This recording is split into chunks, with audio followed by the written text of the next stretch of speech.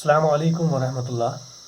Dear students, I welcome you back in the second lecture of the topic tenses. In the previous lecture, we dealt with present simple, where I told you that it is used while we show habitual actions, universal truth, general actions, timetables, etc. Okay. Now let's move to second tense, that is present continuous. Its structure is subject plus is MR plus ing form of verb plus for form of verb or plus present participle, whatever you like. Okay.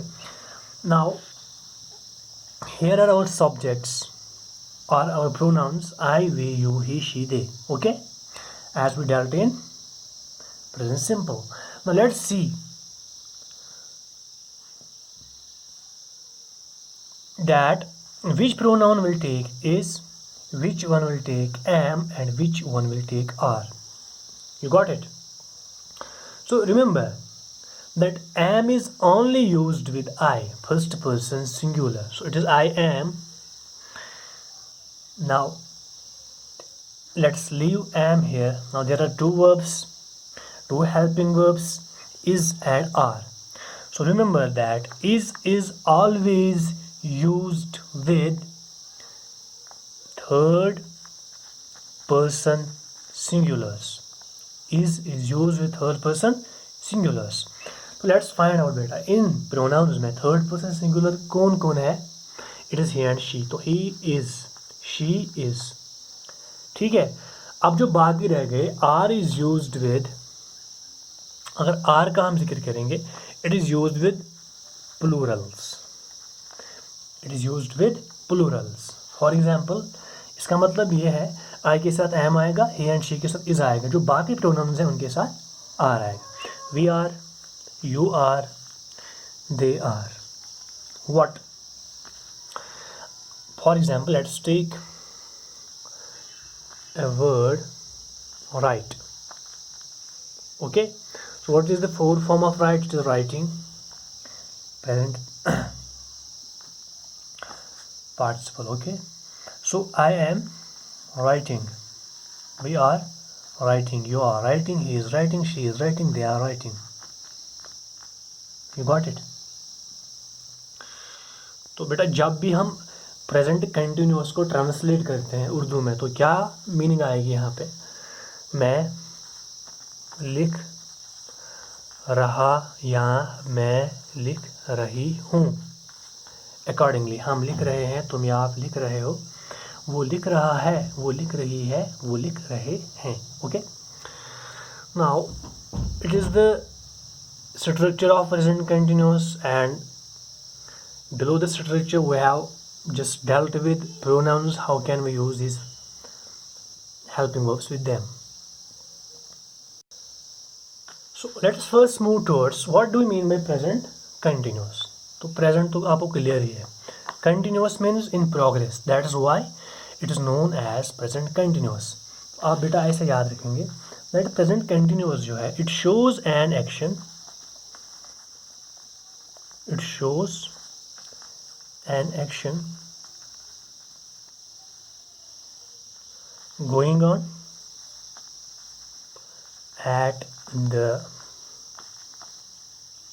time of speaking. तो क्या लिखा हमने? It shows an action going on at the time of speaking. यानी present continuous ऐसी action दिखाता है, ऐसा verb दिखाता है, ऐसी एक्शन दिखाता है जो इन प्रोग्रेस होगा, जो चल रहा होगा. कब? जब हम बात करेंगे. फॉर एग्जांपल बेटा ऐसे मैं समझाता हूँ. हम इस वक्त क्या कर रहे हैं? हम पढ़ रहे हैं. वी आर रीडिंग, हम पढ़ रहे हैं. यानी बेटा इस वक्त जो हम प्रेजेंट में कर रहे हैं ये जारी है, वही एक्शन हमें किस में डालनी है? ये मेंशन करनी है प्रेजेंट कंटिन्यूअस में, जो प्रेजेंट भी होगी और कंटिन्यूअस भी होगी, जारी भी होगी. Are you getting me? So we are reading. अगर मैं इस वक्त लिख रहा हूँ तो मेरा फ्रेंड कहेगा व्हाट आर यू डूइंग, मैं क्या कहूँगा? आई एम स्लीपिंग कहूँगा ना? नहीं कहूँगा. तो मैं जो एक्शन कर रहा हूँ वही कहना है, दैट आई एम राइटिंग. ठीक है. For example I am taking T, मैं ये कब कहूँगा? जब मैं चाय पी रहा हूँगा. तो मैं कहूँगा I am taking T, okay. मगर प्रेजेंट कंटिन्यूस बेटा इतना ही नहीं दिखाता है, प्रेजेंट कंटिन्यूस हमें और एक एक्शन दिखाता है। It was first point. Second point, it shows temporary action. It shows, तो what is this temporary action? देखो बेटा ये टेम्पोररी एक्शन क्या होता है। आप ऐसे कहेंगे, मान लीजिए मैं एक सिचुएशन यहाँ पे क्रिएट करूँगा। बेटा मान लीजिए मैं चाय पी रहा हूँ, ठीक है। तो मैं चाय पी रहा हूँ तो मुझे फ़ोन आ गया। अब मैं क्या करता हूँ, मैं जो चाय का कप है इसे मैं नीचे रखता हूँ। Now I am talking to my friend, he tells to me and he asks me what are you doing. तो मैं क्या कहूँगा बेटा, शाबाश।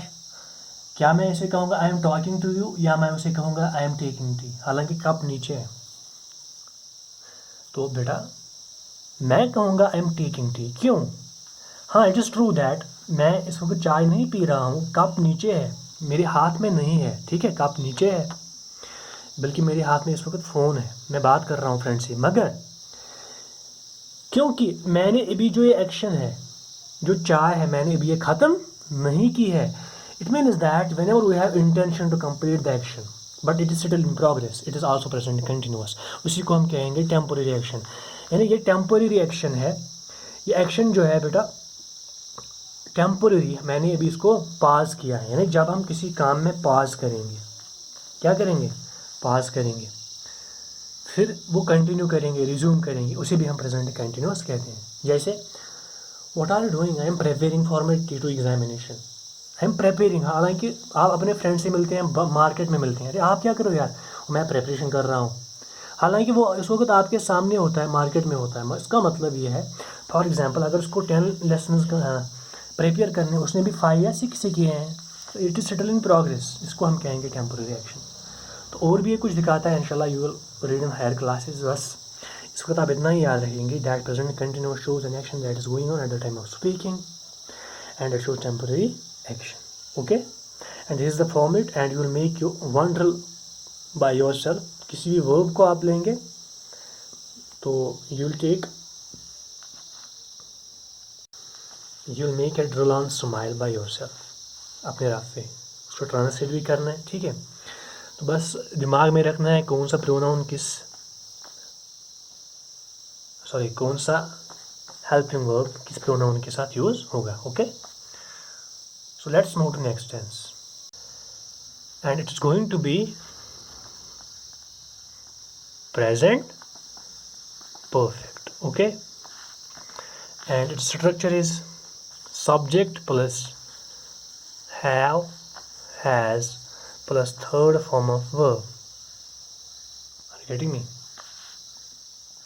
or past participle, okay. So let's take pronouns likewise, I, we, you, he, she, they। इसको मैंने इसलिए छोड़ा बेटा क्योंकि मैंने आपको कल ही बताया ये एक्सेप्शन है। तो मैंने talk about these pronouns, these are the subjects.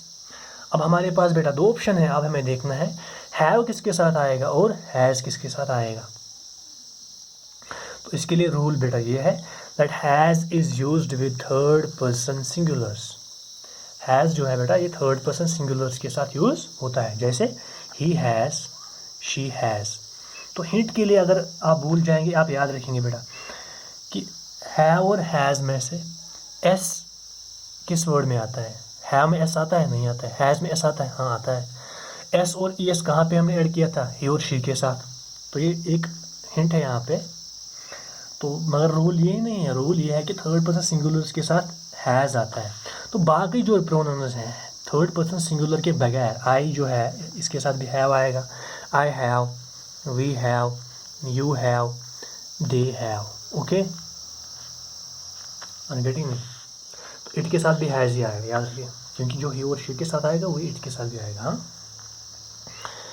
I have, अब यही वर्ड हम लेंगे बेटा। राइट जो है वर्ब है, राइट की सेकंड फॉर्म क्या है, रोट, थर्ड फॉर्म क्या है, written, and last one is writing, okay. So we have to use third form of verb that is written. I have written, we have written, you have written. अब देखिए बेटा, क्या यहाँ पे हम लिखेंगे he has writtens, he has writtens आएगा? क्योंकि he और she के साथ s ऐड करना है वर्ब में, नहीं आएगा. Because I told you that we add s and es with third person singular in case it is present indefinite. खाली present indefinite में ऐड होता है, बाकी किसी भी टेंस में नहीं होता है. ठीक है, तो he has written ही आएगा, she has written, they have written. तो वर्ब में कोई भी चेंज नहीं आएगी. थर्ड फॉर्म में एस एस ऐड नहीं होता है, एस एंड एस खाली फर्स्ट फॉर्म में ऐड होता है. तो फर्स्ट फॉर्म प्रेजेंट सिंपल में यूज़ होती है, इसलिए वहीं पे ऐड होता है, बाकी किसी भी टेंस में यूज़ नहीं होता है. ठीक है, तो इसको ट्रांसलेट बेटा कैसे करेंगे? तो आपने देखा अभी प्रेजेंट कंटिन्यूअस में लास्ट में रहा और रही आता है. ठीक है, जो परफेक्ट है बेटा इसमें चुका और चुकी आता है. जैसे मैं लिख चुका हूँ या मैं लिख चुकी हूँ. अकॉर्डिंगली हम लिख चुके हैं, तुम या आप लिख चुके हो, वो लिख चुका है, वो लिख चुकी है, वो लिख चुके हैं. Okay, clear? Let's understand what is this present perfect, what does it mean. तो कौन सी एक्शन दिखाएगा बेटा, याद रखना है. It shows just completed actions. ये वो एक्शन दिखाता है जो जस्ट कंप्लीट हुई हो. जस्ट मीन्स अभी, हाल में ही अभी जो कंप्लीट एक्शन हुई हो. फॉर एग्जाम्पल बेटा, मैंने ये सेंटेंस कब लिखा? शाबाश, जो मैंने लिखा ना यहाँ पे सेंटेंस कब लिखा मैंने? कल लिखा ना, परसों लिखा. तो मैंने ये जस्ट लिखा. ओके, अभी लिखा मैंने, बस कुछ सेकंड हो गए. तो इसको हम कहेंगे प्रेजेंट परफेक्ट. यानी कि वो एक्शन जो परफेक्ट हुई हो, मुकम्मल हुई हो, कंप्लीट हुई हो, मगर कब? अभी प्रेजेंट में, हाल ही में कंप्लीट हुई हो, उसे हम कहते हैं प्रेजेंट परफेक्ट. अब हम और एक एक्शन क्रिएट करेंगे यहाँ पे, और एक सिचुएशन क्रिएट करेंगे. What is the situation? For example बेटा, मान लीजिए it is 12 PM, it is Sunday 12 PM.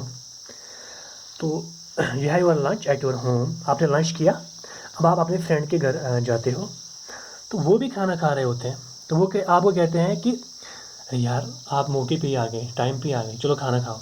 ठीक है, तो आप क्या कहेंगे? क्या कहेंगे? अरे यार मैं नहीं खा सकता, मैंने अभी खाया. तो क्या आप, तो ये नहीं लिखना है जस्ट ईटन, नहीं लिखना है, बस सिंपली उसे खुद समझ आएगा. आप कहेंगे I have eaten food, I have eaten food. यानी मैं खाना खा चुका हूँ. कब? तो हैव जो प्रेजेंट परफेक्ट ये खुद से हमें देता है कि अभी, हाल में ही थी, उसे आप समझ आएगा. ठीक है, because you will be also English knowing guy, तो उसे खुद समझ आएगा. हाँ, इसका मतलब इसने अभी खाना, नहीं माँ छोड़ो ये नहीं खा सकता, इसने अभी खाया है. ठीक है, तो इसका मतलब ये है बेटा, प्रेजेंट परफेक्ट में जो एक्शन जो है उसका असर भी मौजूद होता है. और गेटिंग मी, इसने अभी खाना खाया, अभी ये हजम नहीं हुआ है, अभी ये डाइजेस्ट नहीं हुआ है, तो इसका असर भी मौजूद ही है. तो इसी को हम कहते हैं present perfect. You got it? Now you will make your self A drill. Present perfect पे बनाएंगे. तो इसी तरह आपसे एक क्वेश्चन है. तो question is so simple. For example, अगर आप अपने दोस्त के घर जाएंगे, ठीक है बेटा, जब आप वहाँ पहुँचे, तो जो ही आप वहाँ पहुँचे, आपसे 2 या 3 मिनट पहले वो निकल चुका है. तो फॉर एग्जाम्पल वहाँ पे उसका ब्रदर है, आपके फ्रेंड का ब्रदर है, वो क्या कहेगा आपको? शाबाश, he has left, he has left. वो निकल चुका है. जल्दी करो, आप भी जल्दी करो, उसे आप रास्ते में ही पकड़ोगे, वो ज़्यादा दूर नहीं गया होगा. ही हैज़ लेफ्ट, वो निकल चुका है, अभी निकल चुका है. Are you getting me? So this is what we call present perfect. Got it? So inshallah I will see you in the next lecture, in which we will wind up all the present tenses, and we will make a slight revision of present tense. Till then, take care and fi amanullah.